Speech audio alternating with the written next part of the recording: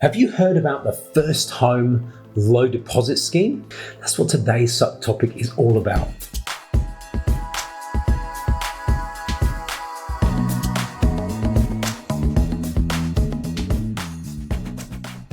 Now, if you haven't heard of the First Home Low Deposit Scheme, then it's a relatively new thing that the government introduced to try and help first home buyers get in the market quicker. And the aim of the scheme is to give first home buyers the opportunity to put down just a 5% deposit, or if they're single parents, they might only need a 3% deposit to buy their first home. Now, sounds fantastic. Unfortunately, the way it's been done is it's a bit of a lottery. And that's because the number of places issued has only ever amounted to about 10% of the total number of first home buyers in a given period. So there's about 100,000 first home buyers in a year, and they only gave 10,000 places. And that means 90% of people are going to miss out. It's further complicated by the fact that the way it's administered is through certain banks and certain smaller lenders. Well, actually, they're all banks, to be honest. But the two big banks that do it are Commonwealth Bank and NAB.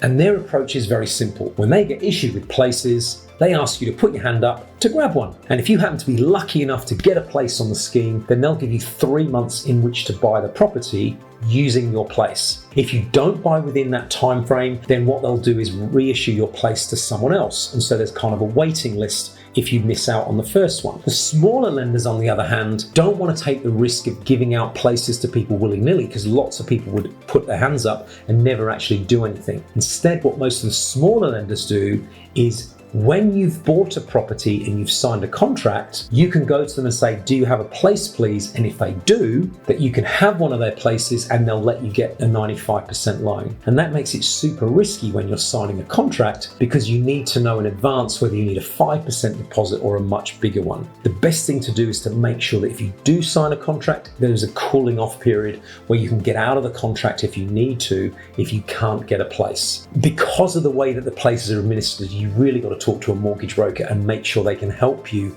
to tell you that you can get a place or you can't get a place. Now, my name is Max Phelps. As always, be genuine, have fun, and stay curious.